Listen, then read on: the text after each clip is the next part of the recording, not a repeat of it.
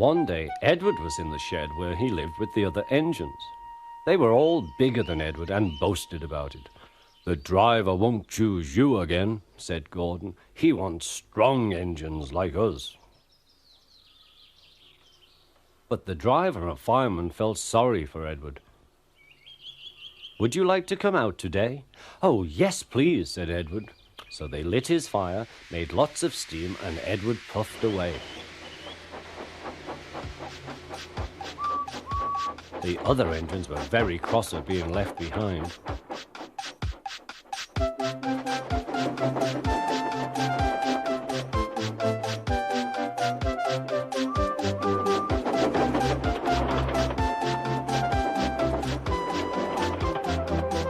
Edward worked hard all day.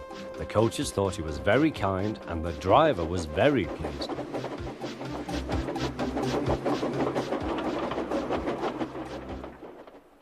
"I'm going out again tomorrow," Edward told the other engines that night. "What do you think of that?" But he didn't hear what they thought, for he was so tired and happy that he fell asleep at once. Next morning, Edward woke up to find nothing had changed. Gordon was still boasting. "You watch me, little Edward, as I rush through with the express. That will be a splendid sight for you. Goodbye, little Edward. Look out for me this afternoon."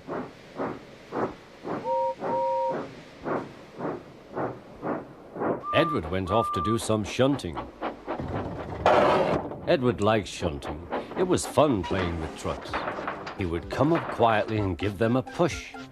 Then he would stop and the silly trucks would go bump into each other. "Oh!" they cried. "Whatever is happening?"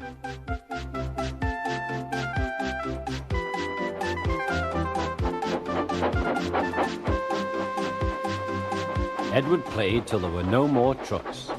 Then he stopped to rest. Presently he heard a whistle. Gordon was very cross. Instead of nice shining coaches, he was pulling a lot of very dirty trucks. "A goods train, a goods train, a goods train," he grumbled. "The shame of it, the shame of it, oh, the shame of it." Edward laughed and went to find some more trucks. Then there was trouble. "Gordon can't get up the hill," the porter called to Edward's driver. "Will you take Edward and push him, please?" They found Gordon halfway up and very cross. His driver and fireman were talking to him severely. "You're not trying." "I can't do it," said Gordon. "The noisy trucks hold an engine back so." Edward's driver came up. "We've come to push." "No use at all," said Gordon. "You wait and see," replied Edward's driver. They brought the train back to the bottom of the hill.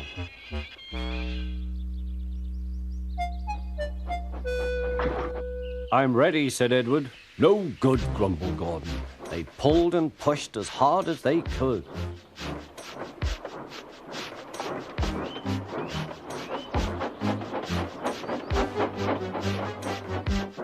"I can't do it, I can't do it, I can't do it," puffed Gordon.